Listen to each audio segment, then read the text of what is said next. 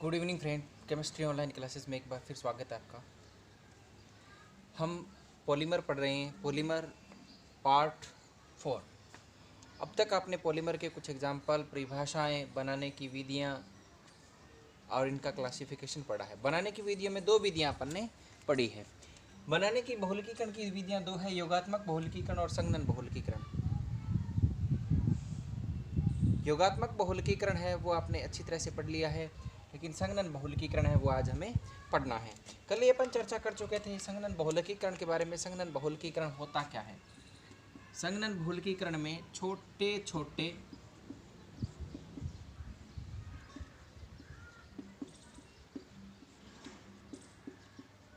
अणुओं का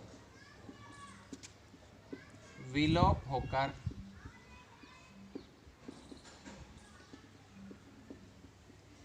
एक बड़ी संरचना का निर्माण होता है। एकलिक इकाइयों में कौन से छोटे छोटे अणुओं का विलोप होगा? कल ही अपन चर्चा कर चुके हैं। अमोनिया, जल, अल्कोहल एटसेट्रा, ये विलोप होते हैं।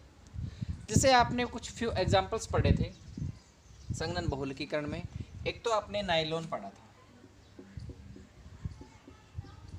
नायलॉन 66। नायलॉन 66 में से आपने किसका विलोप किया था? -H2, यानी जल का विलोप किया था। किसका विलोप किया? जल के अणु का विलोप किया था। नायलॉन 66 बनाने के लिए आपने क्या काम में लिए थे? हेक्सामेथिलीन डाइएमीन और एडिपिक एसिड काम में लिया था। इसी प्रकार आपने एक टेरिलीन या डेक्रोन पढ़ा था, उसमें भी आपने किसका विलोप किया था? H2O का विलोप किया था। ये दोनों हैं, H2O का विलोप भी हो रहा है इसमें भी। इसमें क्या है? एथिलीन ग्लाइकोल और टरथेलिक अम्ल दोनों का संयोजन होता है तो जल का विलोप होता है। यानी संघनन बहुलकीकरण में छोटे छोटे अणुओं का विलोप होकर एकलिक इकाई आपस में जुड़ती है तो छोटे छोटे अणुओं का विलोप होता है और एक बड़ी संरचना का निर्माण होता है। इसमें NH3 है, H2 है, अल्कोहल है, ये सारे बाहर निकलते हैं। नायलॉन 66 में से जल का है, टेरिलीन है, इसमें भी जल का अणु का विलोप हो रहा है। अब देखो इन्हें और ज़्यादा हमें डिफाइन करना है। बात करें अपन, कुछ एग्जाम्पल्स कर लेते हैं इसके। एग्जाम्पल देखें, देखिए डाई अल्कोहल एवं डाई अम्लों से बहुलक बनाते हैं। क्या बनाते हैं? बहुलक। कौन सा बनेगा वो भी बात कर लेते हैं। डाई अल्कोहल मेरे पास उपस्थित है HOROH, जैसे एथिलीन ग्लाइकोल है वो डाई अल्कोहल है, ये डाई अल्कोहल हो गया। डाई अम्ल HOCrCOOH। देखो इसमें से जल के अणु का विलोप करना है। किसका विलोप करना है? जल के अणु का विलोप करना है। जल के अणु का विलोप करना है तो यहाँ से जल निकाल दूं बाहर। यहाँ से क्या कर दूं? जल बाहर निकाल दूं तो क्या बन जाएगा? RC+O ठीक है। फिर आता है C+O, फिर सिंगल बॉन्ड O, फिर आगे फिर ये संरचना। ये जो संरचना है इसके अंदर क्या बन रहा है? ये एस्टर। क्या बन रहा है? एस्टर। RC+R क्या होता है? एस्टर होता है। क्या होता है? एस्टर। ये जो RC+R है एस्टर है, तो देखो इसमें डाई अल्कोहल का N अणु और डाई अम्लों का N अणु आपस में जल के अणु का विलोप करते हुए क्या बनाते हैं? पॉलीएस्टर बनाते हैं। क्या बनाते हैं? पॉलीएस्टर बनाते हैं। क्या बना रहे हैं? पॉलीएस्टर। देख लेना, दिमाग लगाना ऐसे। क्या है? डाई अल्कोहल डाई अम्लों के साथ पॉलीमराइजेशन की प्रक्रिया के द्वारा जल के अणु का विलोप करते हुए क्या बनाते हैं? पॉलीएस्टर बनाते हैं। क्या बनाते हैं? पॉलीएस्टर, RCOO बनाते हैं। समझ में आ गया? ठीक है, लिख लो इसे। फिर देखो नेक्स्ट, जैसे अपन ने डाइएमीन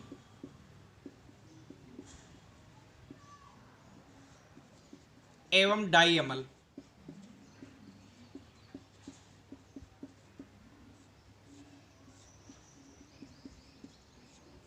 डाइएमीन एवं डाइएमिनो द्वारा हमने नाइलॉन बनाया था। क्या बनाया था? नाइलॉन। क्या बनाया था? नाइलॉन। ये जो नाइलॉन बनता है इसमें क्या बनेगा वो भी देखते हैं। देखो डाइएमीन अपने कौन सा लिया था? NH2 CH2 की होल 6 NH2 प्लस में HOOC CH2 की होल 4 COOH, जल के अणु का विलोप किया था। क्या किया था? जल के अणु का विलोप किया था। क्या बना? देखो NH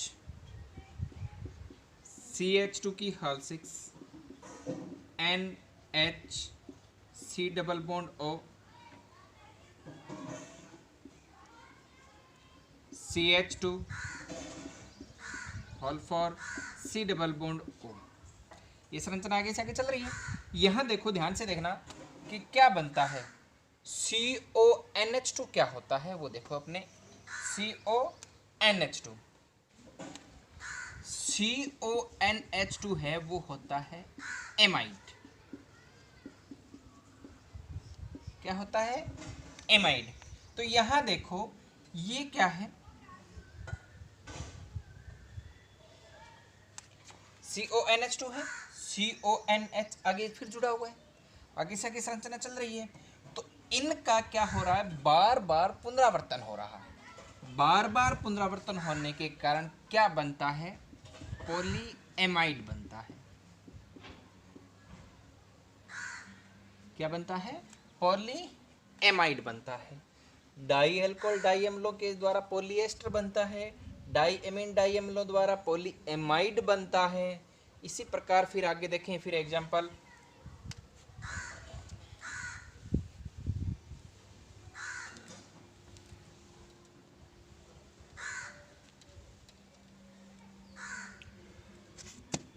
फिर देखें बेटा, डाई अल्कोहलों द्वारा, डाई अल्कोहलों द्वारा क्या बनता है? HOROH प्लस में मैं इसी दिशा कोई और ऐड करता जाऊं, ये भी क्या करेंगे? -H2O का जल के अणु का विलोप करें। जल के अणु का विलोप करेंगे तो देखो, ठीक है, दो में से एक जाएगा ना जल का अणु। तो यहाँ मान लेते मेरे पास R बचा, O बचा है, इधर R है, फिर O है, फिर R है, फिर S। क्या बनता है? ROR। ROR क्या होता है? इथर। यदि मैं ये N ले तो किसका निर्माण हो जाएगा? पॉलीईथर का निर्माण हो जाएगा। किसका हो जाएगा? पॉलीईथर का निर्माण हो जाएगा। किसका निर्माण होगा? पॉलीईथर का निर्माण होगा। किसका निर्माण हो जाएगा? पॉलीईथर का निर्माण हो जाएगा। सॉरी, क्या हो जाएगा? पॉलीईथर का निर्माण। इसी प्रकार अपन ने एक एग्जाम्पल पढ़ा था, जिसे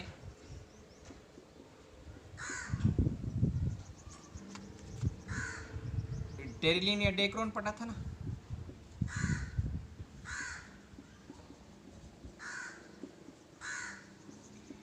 टेरिलीन या डेक्रोन किन किन के द्वारा बनाया जाता है? टेरिलीन में क्या होगा? देखो, टेरिलीन बनाने के लिए हमने काम में लिया था एथिलीन ग्लाइकोल,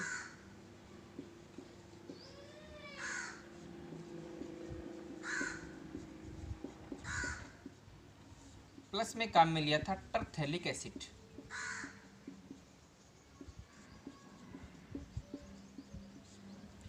एथिलीन ग्लाइकोल है, फॉर्मूला क्या होगा? HOCH2 single bond CH2OH, plus में टरथेलिक अम्ल क्या होगा? HOOCH,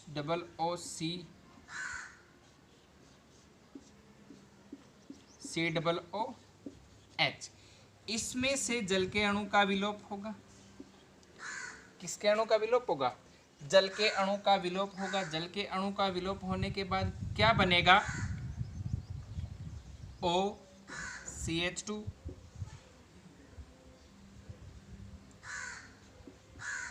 sorry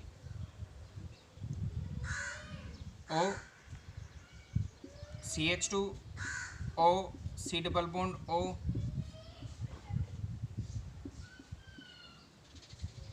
C double bond OH। देखो दोनों का एक एक अणु मिला है। इसका कितना है? एक अणु, और इसका कितना है? एक अणु। ये क्या बन चुका है? यहाँ पर एक मॉलिक्यूल इसका बन चुका है। फिर इसमें आगे कंटिन्यू, इसमें आगे कंटिन्यू क्या जुड़ेगा? फिर एथिलीन ग्लाइकोल जुड़ेगा, फिर वापस टरथेलिक एसिड जुड़ेगा, फिर एथिलीन ग्लाइकोल जुड़ेगा, फिर टरथेलिक एसिड जुड़ेगा। ऐसे करते करते एक बहुत बड़ी संरचना बन जाएगी। देखो HOCH2 CH2 O C double bond O C double OH, plus में फिर आगे क्या जुड़े? एथिलीन ग्लाइकोल जुड़े। क्या बन जाएगा? एक बड़ी संरचना बन जाएगी।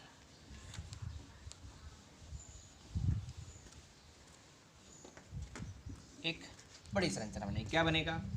HOCH2 CH2O C double bond O C double O, फिर आगे जल के अणु का फिर विलोप क्या बनाएगा? OCH2 CH2OH, फिर इसमें क्या जुड़ेगा? आगे फिर टरथेलिक एसिड जुड़ेगा,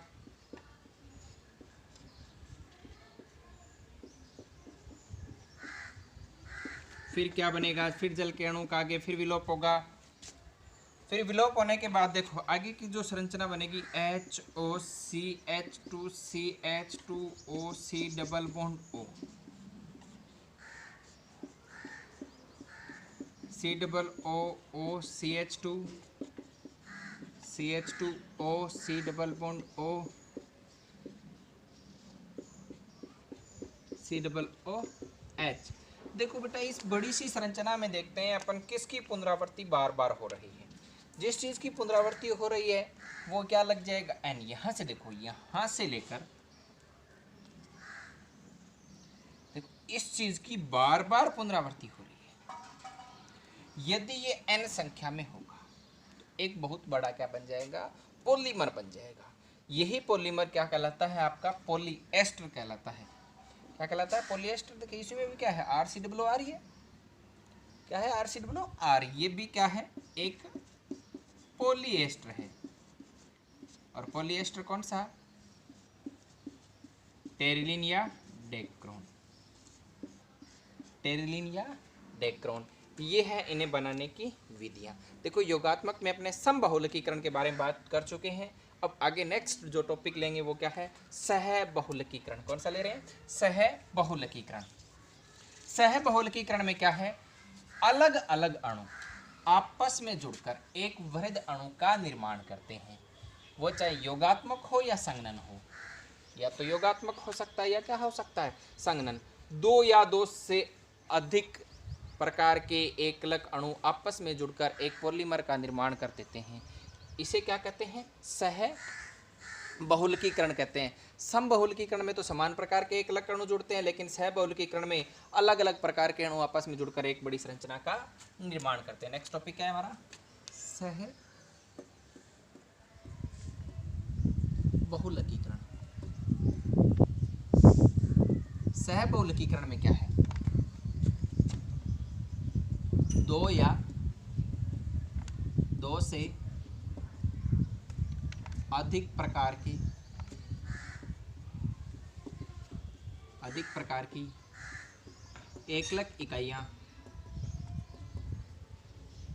आपस में संयुक्त होकर एक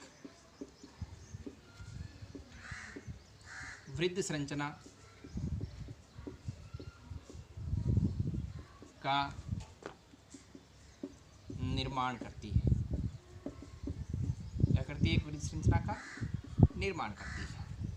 दो या दो से अधिक, ध्यान रख लेना, सहबहुलकीकरण में दो या दो से अधिक प्रकार की होगा, दो या दो से अधिक प्रकार की एकल इकाइयाँ होगी। इसमें एक बड़ी संरचना का निर्माण कर लेती है। इसमें योगात्मक भी पॉसिबल है और संघनन भी पॉसिबल है।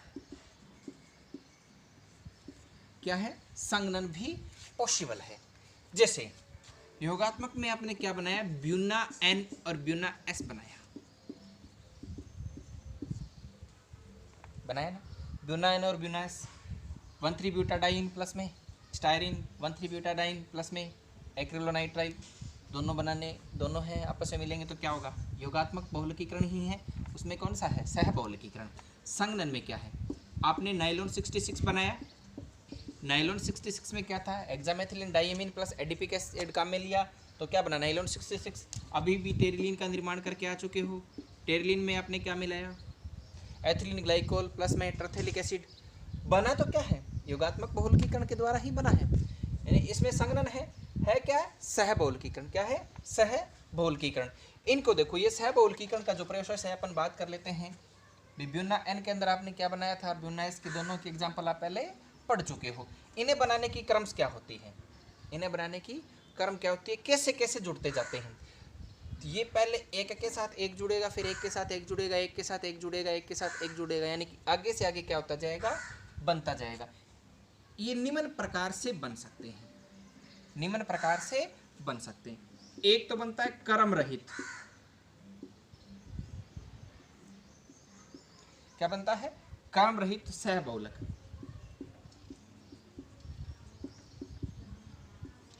कोई क्रम नहीं होता। मान लेते हैं दो एकलक इकाइयां हैं आपके पास। एकलक इकाई कौन सी है मेरे पास? दो है, एक ए है और दूसरी क्या है? बी है। एक ए और दूसरी बी है। ये आपस में जुड़ती जाए, क्रम रहित है, कोई क्रम नहीं।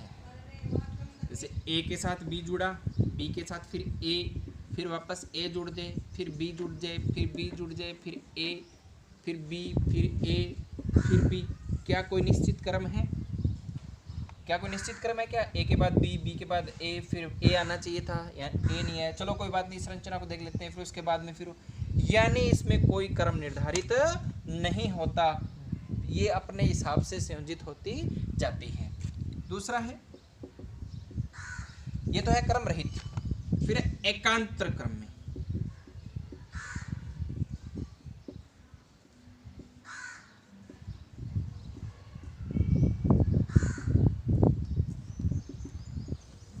एकलक इकाइयां ए और बी है, एकांतर क्रम में, एक के बाद दूसरी, फिर वापस पहली, फिर दूसरी, फिर पहली, फिर दूसरी, फिर पहली। यानी ए और बी है तो ए के बाद बी, फिर वापस ए, फिर वापस बी, फिर ए, फिर बी, फिर ए, फिर बी, फिर ए। यानी आगे से आगे क्या होता जाएगा? एकांतर क्रम में, एक के बाद एक, एक के बाद एक, एक के बाद एक जुड़ते जाएंगे, एक बहुत बड़ी संरचना का निर्माण कर लेते हैं। फिर आता है खंड सहबहुलक।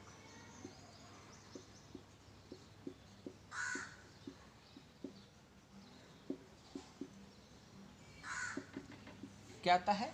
खंड सहबहुलक। देखो खंड क्या है? जैसे मकान बनाते हैं तो ईंटों के एक लेयर बनाते हैं, जैसे एक प्रकार से, जैसे ये हमारे पास एक ईंट है, इसका मैं कोई डिज़ाइन बनाना चाहता हूँ, फर्श बनाना चाहता हूँ, तो 2 या 3 ईंट को इस प्रकार ऐड कर दिया, फिर 3 को इस प्रकार ऐड कर दिया। ये क्या हो गया? एक ब्लॉक हो गया। क्या हो गया? ब्लॉक। मान लेते हैं ये ए है और ये क्या है? सारे ए, और ये क्या है? बी है सारे के सारे। फिर वापस ए, फिर बी, फिर ए, फिर बी, फिर ए, फिर बी, यानी ब्लॉक के रूप में जुड़ते जाएंगे। जैसे पहले ए का ब्लॉक बना, ए ए ए ए ए, ये ए बन चुका है, ठीक है। फिर बी का ब्लॉक बना, बी बी, फिर बी, फिर बी, फिर बी, ठीक है। फिर वापस ए ए ए ए और फिर ए, फिर वापस बी, फिर बी, फिर बी, फिर बी। ये कंटिन्यूटी एक खंड के रूप में होती जाती है, यानी एक ब्लॉक बनता जाता है। पहले ए का ब्लॉक जुड़ेगा, फिर बी का जुड़ेगा, फिर ए का जुड़ेगा, फिर वापस बी का जुड़ेगा, फिर ए का, फिर बी का, यानी इस प्रकार से आपस में संयोजित होकर एक बहुत बड़ी संरचना का निर्माण कर सकते हैं। इसके बाद में कौन सा आता है? इसके बाद में आता है कलम सहबहुलक। कलम में क्या होता है? कोई भी संरचना बन चुकी है उसके अंदर, जैसे अपन पेड़ों को काट कर कलम लगाते हैं ना पेड़ों के अंदर, यानी एक पौधा है उसमें किसी दूसरे की कलम लगा देते हैं तो वो उसके भी फल साथ में देना प्रारंभ कर देता है। तो ये कौन सा आता है आपका? कलम सहबहुलक।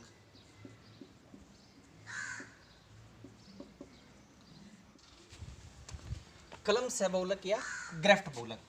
ये क्या होता है? जैसे कोई भी पेड़ है,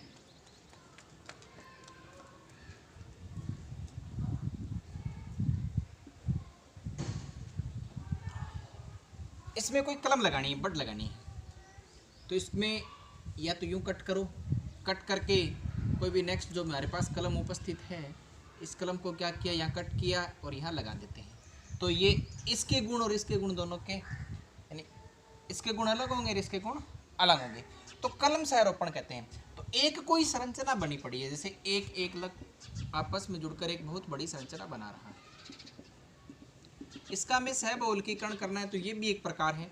इसमें कोई दूसरा जो एकलक है वो कलम के रूप में इसके साथ संयोजित कर दे तो दोनों के गुण इसके अंदर प्रदर्शित होना प्रारंभ हो जाएगा। ये क्या कहलाता है? कलम सहबहुलकीकरण। फिर अपन बात कर लेते हैं सहबहुलकीकरण की उपयोगिता।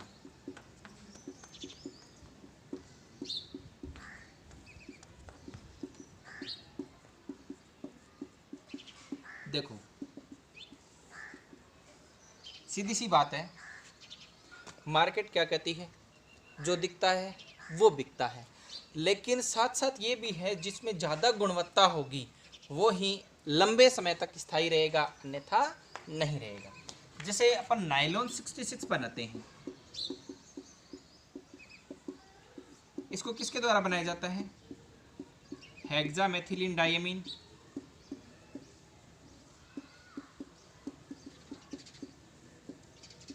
प्लस में एडिपिक एसिड।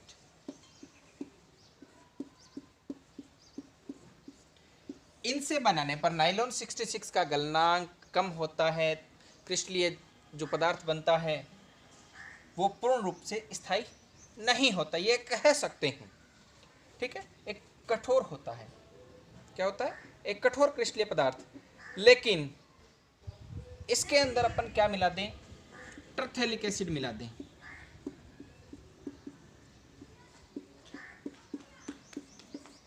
तो इसका गलनांक क्वथनांक दोनों ही बढ़ जाते हैं, गलनांक और क्वथनांक दोनों ही बढ़ जाते हैं। इसी प्रकार जो स्टाइरीन है उसके साथ में एक्रिलोनाइट्राइल मिला दिया जाए तो जो बनने वाला हाइड्रोकार्बन होगा वो इम्पैक्ट यानी धचकों में सहायक होगा, टूटेगा नहीं आसानी से। और सहबहुलकीकरण में ब्यूना N और ब्यूना S बनाए जाते हैं जो कि प्राकृतिक संश्लेषित रबर हैं। क्या है? संश्लेषित रबर हैं। ये व्यापारिक दृष्टि से अधिक महत्वपूर्ण होते हैं। नेक्स्ट टॉपिक है बहुलकों का आणविक द्रव्यमान। बहुलकों का आणविक द्रव्यमान निर्धारित करने की मुख्यतः अपनी बात करें तो दो विधियां हो सकती है। एक तो है संख्या औसत अणुभार और दूसरी जो है अपने वो भार औसत अणुभार है। देखो बहुलकों का आणविक द्रव्यमान सीधी सी बात है किस पर डिपेंड करता है? एकलक इकाइयों की संख्या,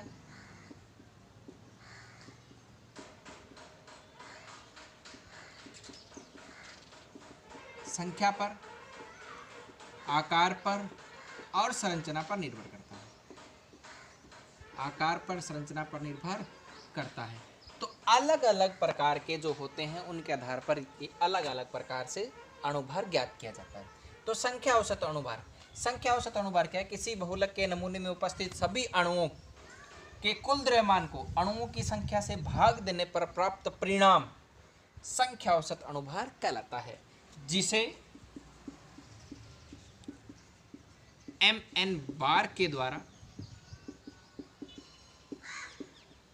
प्रदर्शित करते हैं। mn बार के द्वारा प्रदर्शित करते हैं। माना बहुलक में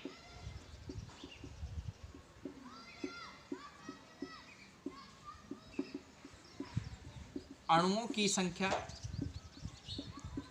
n है, सीधी सी बात है। कितनी है? n। प्रत्येक अणु का भार या द्रव्यमान या सहती m है। कितना है? m। तो देखो n1 अणुओं में प्रत्येक का द्रव्यमान, m1 व कुल द्रव्यमान बराबर होगा n1 m1। इसी प्रकार n2 अणुओं में प्रत्येक का द्रव्यमान m2 व कुल द्रव्यमान m2 n2 m2। कुल द्रव्यमान क्या होगा? n2 m2। n3 अणुओं में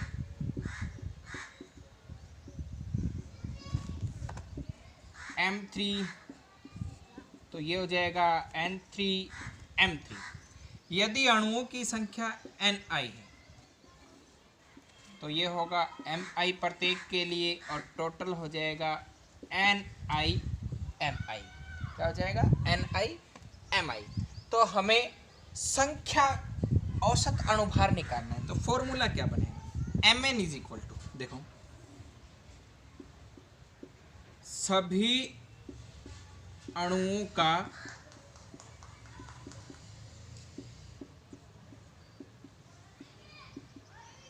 कुल द्रव्यमान बटे सभी अणुओं की संख्या या अणुओं की कुल संख्या।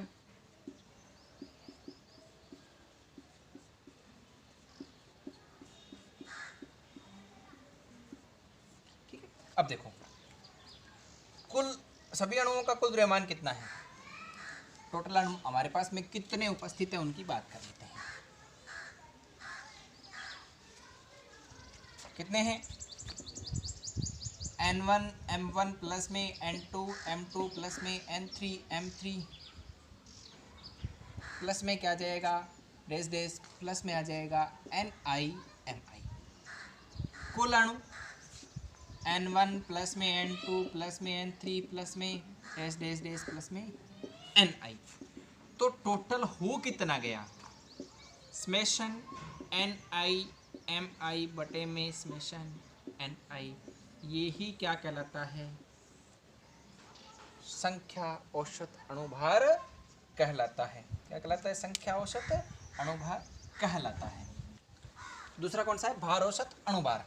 भार औसत अणुभार की देखो परिभाषा ढंग से समझ लेना, परिभाषा में सब कुछ छिपा है इसमें।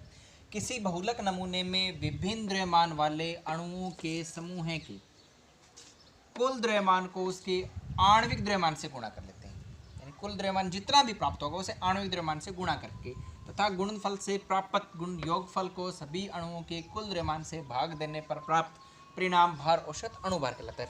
देखो सीधी सी बात है, भी अणुओं की संख्या है कितनी? माना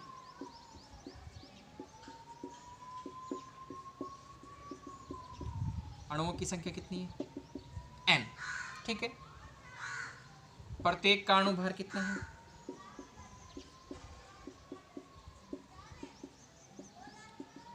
m है।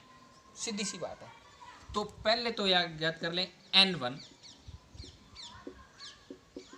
अणुओं में n1 अणुओं का कुल द्रव्यमान देख लेते हैं। क्या आएगा? n1 m1 पीछे पड़ चुके हैं। n2 अणुओं का कुल द्रव्यमान कितना आएगा?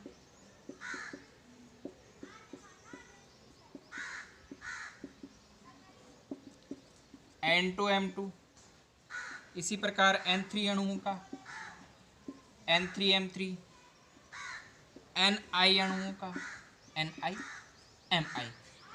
ये तो हो गया पीछे वाली परिभाषा से। अब ये क्या कहता है?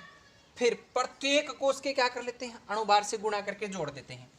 अब देखो n1 m1 गुणा में क्या होगा m1, ठीक है। फिर प्लस में n2 m2 प्लस में सॉरी गुणा में m2, फिर प्लस में n3 m3 गुणा में m3, प्लस में डेस डेस डेस प्लस में क्या आ जाएगा ni mi गुणा में क्या आ जाएगा। ये तो क्या आ गया, कुल जितने भी थे सभी के बारे में आ गया। तो कुल 37 कितनी आ गई,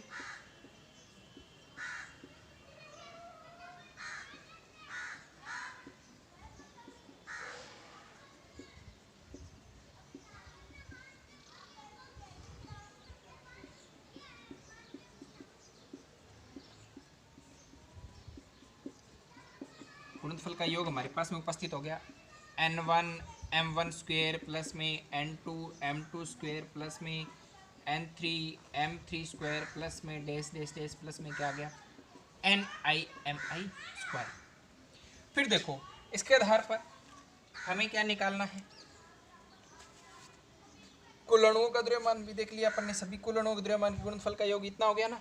फिर हमें फॉर्मूले से निकालना है, फॉर्मूला क्या बनेगा इसका, इसी से ही फॉर्मूला बना लेते हैं। फॉर्मूला क्या बनेगा, M W is equal to क्या आ जाएगा n1 m1 स्क्वायर प्लस में n2 m2 स्क्वायर प्लस में n3 m3 square plus sorry square plus में डेस डेस डेस प्लस में क्या होगा ni mi स्क्वायर। कुल 37 ये कुल द्रव्यमान n1 m1 कुल अणुओं का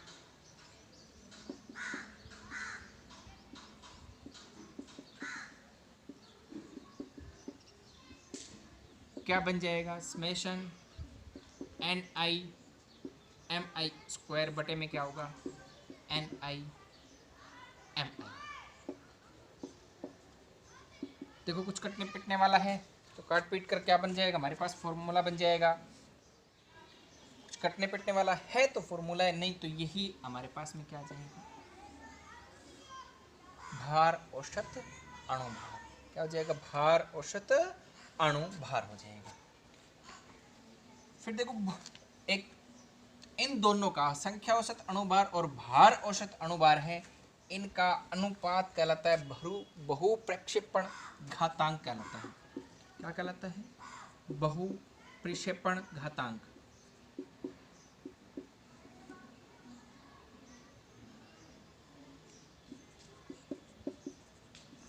जिसे PDI के द्वारा लिखा जाता है, किसके द्वारा लिखा जाता है, PDI के द्वारा। क्या होगा, PDI इज इक्वल टू होता है भार औसत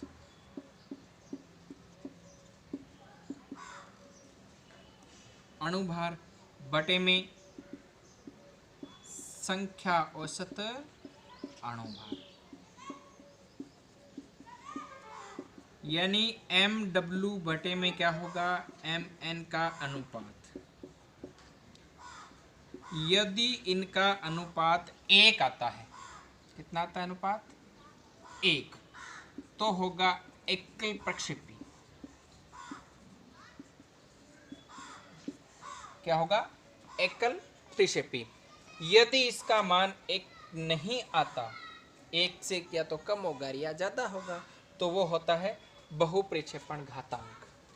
प्रोटीन का हमेशा ही कितना आता है मान, 1 आता है। कितना आता है, 1 आता है। कितना आता है, 1। Thank you for watching.